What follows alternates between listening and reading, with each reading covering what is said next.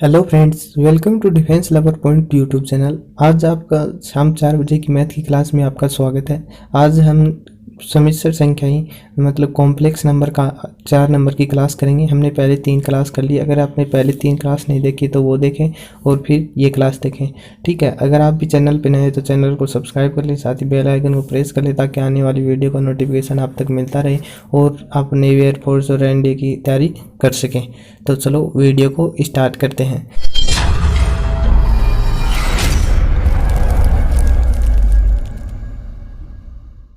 तो कल की क्लास में हमने समिश्र संख्याओं के ध्रुवीय रूप देख लिया था। तो ध्रुवीय रूप क्या होता है? अगर हमारे को समिश्र संख्या है a प्लस आईटा बी और उसका ध्रुवीय रूप होगा z बराबर r cos theta plus iota sine theta, जहाँ आर होगा √a² प्लस बी स्क्वायर और थीटा होगा tan इनवर्स b बटे a, और थीटा कहाँ से होगा? कोणांक जो हमने चतुर्थांश में देखे थे वो सब सेम मेथड होगा, ठीक है। तो कल हमने एक एग्जांपल कर लिया था, आज एक और एग्जांपल देखते हैं इसके ऊपर। हमारे के पास क्वेश्चन है एक -1 और माइनस आईटा का ध्रुवीय रूप लिखो।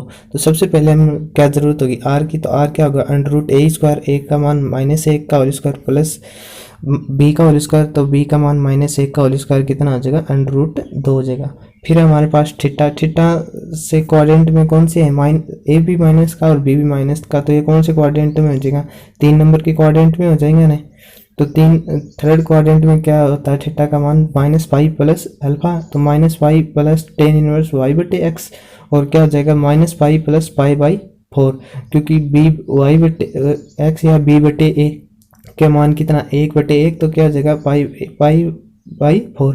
तो -5 में से π/4 कटेंगे तो हमारे पास आंसर आ जाएगा -3 π/4। ये बार जो हमारा ध्रुवीय रूप उसमें रख देंगे सूत्र में, तो हमारे पास आंसर क्या आ जाएगा? √2 कोस -3 π/4 प्लस आईटा साइन -3 π/4।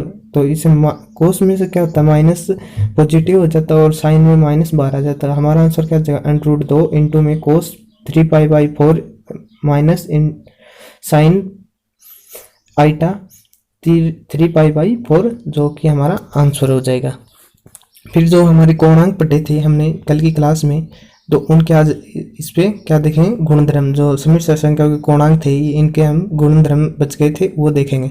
तो सबसे पहला गुणधर्म हमारा कि मुख्य मान थीटा का है। जो थीटा है हमारा, थीटा का मुख्य मान है -π से π में होता है। अगर हमारा जो गुणधर्म, जैसे आर्गुमेंट, कोणांक को क्या कहते हैं? आर्गुमेंट का मान अगर -π से π के बीच में न आए तो हम क्या करेंगे? 2π, 4π या 6π में से घटा देंगे या उसमें जोड़ देंगे। तो जो हम जोड़ देंगे या घटा देंगे तो हमारा आंसर हो जाएगा। फिर अगला है शुद्ध वास्तविक धनात्मक संख्याओं का कोणांक। मतलब शुद्ध धनात्मक संख्याओं का आर्गुमेंट कितना होता है? 0 होता है। कैसे होता है? मतलब शुद्ध धनात्मक संख्या मतलब एक समिश्र संख्या हमारे पास z बराबर a प्लस आईटा बी है, तो उसमें शुद्ध वास्तविक धनात्मक मतलब शुद्ध वास्तविक धनात्मक मतलब a का मान तो पॉजिटिव, शुद्ध वास्तविक तो a का मान पॉजिटिव होगी, और ऋण आईटा की है मतलब काल्पनिक संख्या, उसमें मान 0 होगा। तो अगर देखो a पॉजिटिव और दूसरा 0, तो ये किस में होगा? फर्स्ट क्वाड्रेंट में होगा ना। तो फर्स्ट क्वाड्रेंट में टेन का सूत्र क्या होता है? थीटा बराबर tan इनवर्स b बटे ए। तो b का मान 0 बटे ए, तो थीटा का मान कितना हो जाएगा? 0 हो जाएगा। तो कोणांक का मान क्या हो जाएगा? 0 हो जाएगा। फिर अगला गुणधर्म है शुद्ध वास्तविक ऋणात्मक संख्याओं का कोणांक। मतलब शुद्ध ऋणात्मक संख्याओं का कोणांक ज्ञात करना है। तो मतलब क्या? b का मान तो 0 और a का मान मतलब काल्पनिक संख्या का मान तो 0 और a का मान नेगेटिव मतलब 0 से छोटा होगा। तो ये कौन से क्वाड्रेंट में हो जाएगा? ये हो जाएगा हमारा सेकंड क्वाड्रेंट में, ठीक है। b का मान तो 0 और a का मान नेगेटिव, तो क्या हो जाएगा? पाई माइनस tan इनवर्स 0 बटे ए। तो 0 बटे ए क्या होता है? 0 आंसर। तो इसका थीटा का मान क्या आ जाएगा? पाई आ जाएगा। इसी प्रकार हमारे शुद्ध काल्पनिक धनात्मक संख्याओं का कोणांक क्या होता है? π/2 होता है। जैसे जो हम ए का मान तो क्या हो जाएगा, शुद्ध काल्पनिक में ए का मान तो 0 हो जाएगा, और धनात्मक है तो बी का मान क्या हो जाएगा, 0 से बड़ा हो जाएगा। और ये कौन से क्वाड्रेंट में होते हैं, ए का मान 0 और बी का पॉजिटिव, तो ये हमारे फर्स्ट क्वाड्रेंट में होते हैं। फर्स्ट क्वाड्रेंट में हमारा थीटा का सूत्र क्या था, tan इनवर्स बी बटे ए, तो बी बटे ए का मान कितना हो जाएगा, पाई/2 हमारा हो जाएगा। ये आप याद रखना, ये सीधा क्वेश्चन करने के हमारे बहुत काम में आएंगे। फिर अगला है शुद्ध काल्पनिक ऋणात्मक संख्याओं का कोणांक कितना होता है, ये होता है -π/2, जो कि हमने नीचे सोल्व कर रखा है, वो आप देख लो कि ए का मान 0 से छोटा और बी का मान 0, ये थर्ड क्वाड्रेंट में हो जाएगा थीटा। तो थीटा क्या हो जाएगा, -tan इनवर्स बी बटे ए, तो क्या हो जाएगा, -π/2 हो जाएगा। फिर हम मूल बिंदु का कोणांक, जैसे मूल बिंदु का कोणांक क्या होगा, 0 और इंटू 0 0 हो जाएगा, तो क्या हो जाएगा, tan इनवर्स 0/0, 0/0 क्या होता है, अनिर्धारीय, तो क्या हो जाएगा, ये अनिर्धारीय रूप हो जाएगा।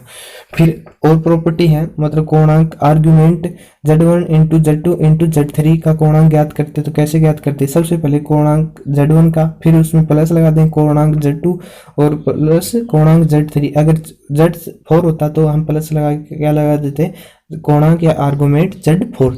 तो ये क्या लोग की प्रॉपर्टी है, सेम आर्गुमेंट मतलब कोणांक की प्रॉपर्टी होती है। जैसे आर्गुमेंट z1 बटे z2 है, तो क्या लिखेंगे, argument z1 minus argument z2 लिखेंगे। फिर एक प्रॉपर्टी और है, आर्गुमेंट z की पावर n, तो इसको क्या लिखें, n आर्गुमेंट z। इसके ऊपर हम क्वेश्चन करते हैं, जो हमने ये सब गुण धर्म देखे हैं। तो इसके सबसे पहला क्वेश्चन है, z बराबर 5 + 0 आइटा। तो इसमें क्या होगा कि शुद्ध वास्तविक धनात्मक संख्या हो गई, मतलब आर्गुमेंट शुद्ध वास्तविक धनात्मक संख्या का आर्गुमेंट कितना होता है, 0 होता है। तो इसका आंसर क्या देगा, 0। और ऐसे हम निकालना चाहें तो क्या, ए का मान तो पॉजिटिव मतलब 0 से बड़ा और बी का मान 0, तो क्या लगाएंगे, tan इनवर्स बी बटे ए। तो बी का मान 0 और ए का मान 1, तो हमारा आंसर कितना आ जाएगा, a/0, tan इनवर्स में मान 0 हो जाएगा, तो tan 0 का मान कितना होता है, 0। तो ये हमारा आंसर हो जाएगा। फिर ये हमारा जो सीधा याद रखेंगे तो इससे हमारा ये फायदा होगा, ठीक है। फिर अगला एग्जांपल हमारे को क्वेश्चन दिया गया है, z बराबर a + आइटा बटे में a माइनस आइटा का आर्गुमेंट ज्ञात करो। तो सबसे पहले जो हमारा लॉग की प्रॉपर्टीज है वैसी आर्गुमेंट की प्रॉपर्टी है, तो क्या लिखेंगे, argument a + iota minus argument a minus iota.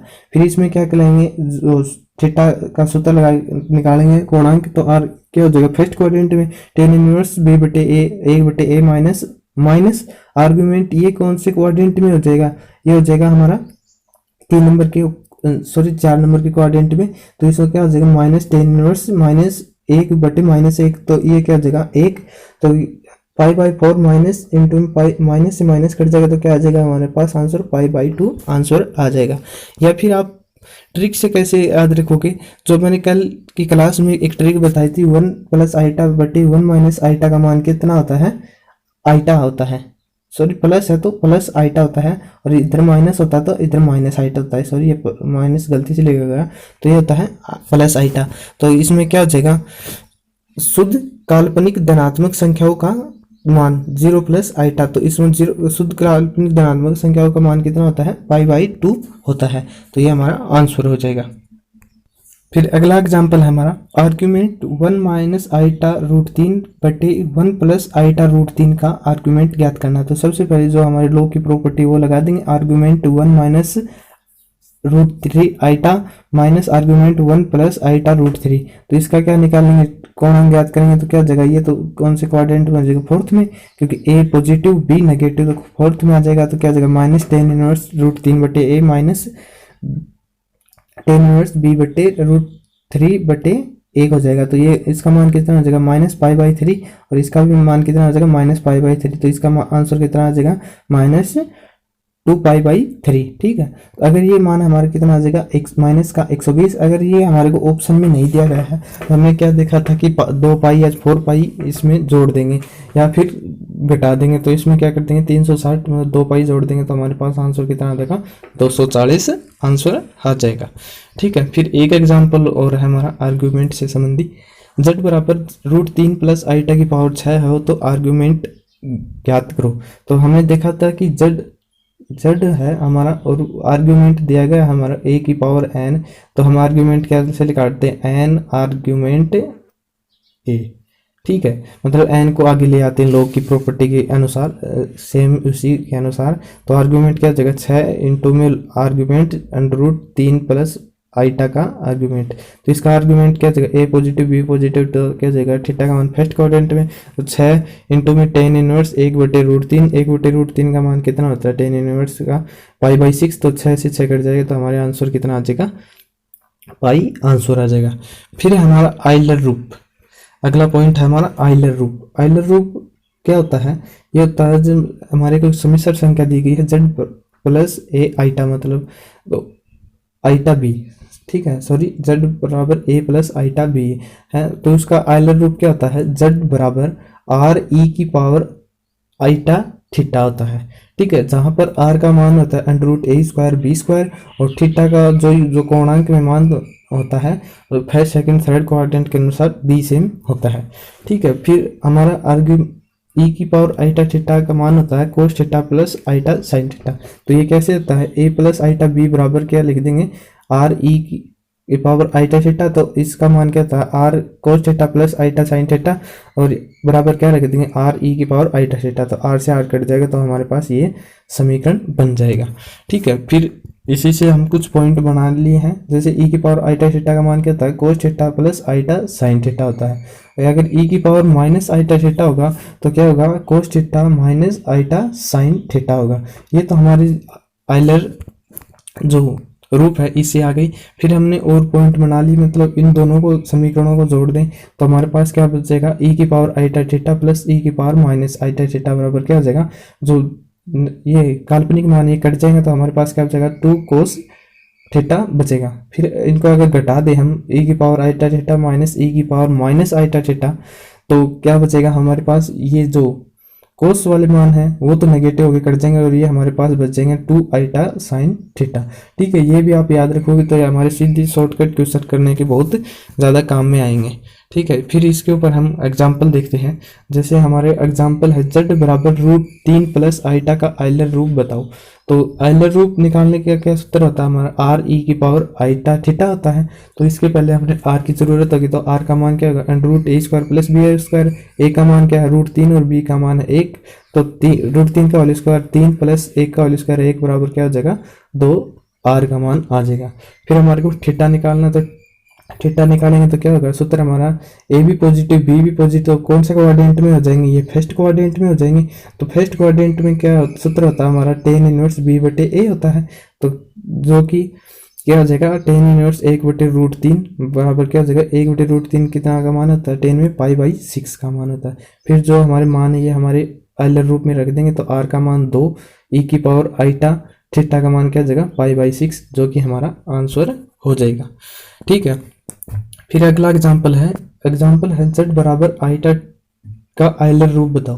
तो इसका कैसे लिखेंगे, मतलब इसमें वास्तविक भाग का मान क्या दिया गया है हमारे को 0, तो हम लिख लेंगे z बराबर 0 प्लस आईटा। तो इसमें क्या क्या मान निकालेंगे हम आई थीटा का और आर का मान निकाल लेंगे। आर का मान क्या हो जाएगा 1 का होल स्क्वायर क्या हो जाएगा 1 हो जाएगा आर का मान, तो और थीटा का मान क्या होगा ए भी पॉजिटिव बी भी पॉजिटिव, तो फर्स्ट क्वाड्रेंट में हो जाएगा। तो फर्स्ट क्वाड्रेंट में थीटा का मान क्या था टेन इनवर्स बी बटे ए, तो टेन इनवर्स बी का मान 1/0, तो 1/0 कितना होता है π/2 होता है हमारा जो थीटा का मान होता है वो क्या हो जाएगा π/2।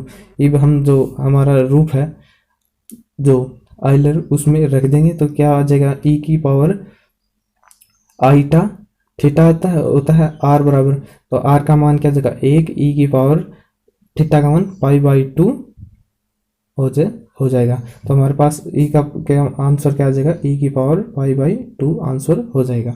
ठीक है, फिर अगला एग्जाम्पल है हमारा एग्जाम्पल है ई की पावर आईटा π/4 प्लस ई की पावर माइनस आईटा π/4 का मतलब मान ज्ञात करो। तो हमने देख कुछ पहले जो मान थे आइलर के दो समीकरण थे उनको जोड़ा था, तो हमारे पास क्या आया था ई की पावर आईटा थीटा प्लस ई की पावर माइनस आईटा थीटा बराबर क्या होता है 2 कोस थीटा, जो कि आप देख सकते हो यहाँ पर जो हमने ये देखा था ये मान। तो ये सेम फॉर्म दी गई है, तो हमें इसका मान रख देंगे तो हमारे पास आंसर क्या आ जाएगा। फिर हमने ये मान रख दिया, मतलब थीटा का मान क्या है π/4, तो इसमें क्या रख देंगे 2 कोस π/4। कोस π/4 का मान क्या था 1/√2, तो √2 से ये कट जाएगा तो कितना बचेगा √2, तो हमारा आंसर कितना आ जाएगा √2। फिर एक क्वेश्चन है हमारा इसी से रिलेटेड, z बराबर sine alpha plus iota 1 minus cos alpha बराबर आर्गुमेंट पूछा जाता है। तो इसका आर्गुमेंट क्या होता है, अल्फा बाई 2 होता है। ठीक है, अल्फा बाई 2 होता है। वो कैसे होता है हम देखेंगे, पहले ये ट्रिक है, ये आप याद रख लो। जैसे हमारा एग्जाम्पल इससे आधारित sine pi by 8 plus iota 1 minus cos pi by 8 हो तो आर्गुमेंट ज्ञात करो। तो हमने क्या देखा, आर्गुमेंट क्या होता है अल्फा बाई 2। तो अल्फा का मान कितना है इसमें पाई बाई 8, तो पाई बाई 8 गुणा 2, क्योंकि 2 नीचे आएगा तो ऊपर आएगा, तो ये 2 नीचे वाली संख्या गुणा में हो जाएगा, तो हमारे पास आंसर कितना आ जाएगा पाई बाई 6 हो जाएगा। अब देखते हैं इसी एग्जाम्पल से हम इसको प्रूव करते हैं कि अल्फा बाई 2 कैसे होता है। तो इसमें देखो हमारे पास यही एग्जाम्पल लिया हमने, z बराबर sine pi by 8 plus iota into में 1 माइनस कोस पाई बाई 8। तो हमने क्या देखा कि a का मान तो इसमें साइन पाई बाई 8 है और b का मान है वो 1 माइनस कोस पाई बाई 8 है। तो हम कैसे निकालते हैं, a का मान भी पॉजिटिव और b का मान भी पॉजिटिव है, तो किस क्वाड्रेंट में हो जाएगा, फर्स्ट क्वाड्रेंट में। फर्स्ट क्वाड्रेंट में थीटा का मान क्या होता है, tan इनवर्स b बटे a होता है। तो हम क्या लिख रहे हैं, tan इनवर्स b का मान 1 माइनस कोस पाई बाई 8 बटे a का मान साइन पाई बाई 8।